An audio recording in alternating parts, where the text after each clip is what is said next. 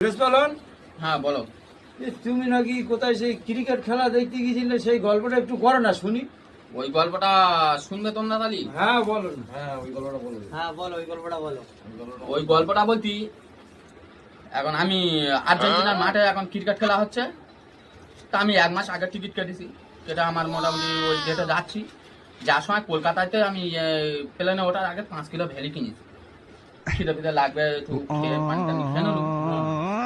তা এবার ওখানে গিয়ে দেখি মাঠে মোটামুটি আমার সিটির পাশে মেসি আর রোনাল্ডো বসে আছে। আমিও গিয়ে বসে গেলাম তার সাথে কিছু না বলে। এবার আমি বসে বসে ভ্যালি খাচ্ছি আর খেলা দেখছি। ও শালা, খেলা দেখছি তো দেখি সাকিবুল হাসান আর বিরাট কোহলি ডব্লু ডব্লু হচ্ছে। হ্যাঁ, ডব্লু ডব্লু খেলা শুরু করে দিয়েছে। ওর মারছে, ওর মারছে, ওর মারছে, ওর মারছে। হ্যাঁ, বিরাট কোহলি একা মারে তো সাকিবুল হাসান একা মারে, করে করে দুজন জব্দ হয়ে গেছে। গেলি কোথা কিছু নেই, জন সিনা উঠে মাত্র ওরা দুজন জব্দ হয়ে পড়েও চায়। জন সিনা উঠে মাত্র এরকম করছে, হাম জিত গিয়া, হাম জিত গিয়া, হাম জিত গিয়া। এ শালা কারোর সাথে যুদ্ধ করেনি, বলে হাম জিত গিয়া।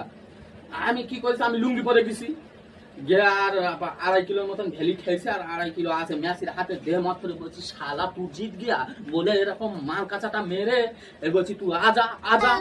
আর যেই এসে কাছে শালা এরকম মেরেছি, এক মারি ছিটকে আর্জেন্টিনাকে ছিটকে আটলান্টিক মহাসাগর পার হয়ে যে মাত্র অস্ট্রেলিয়ায় পড়ে তার 4-5টা দাঁত ভেঙে ওখানটা পড়ে মরে গেল।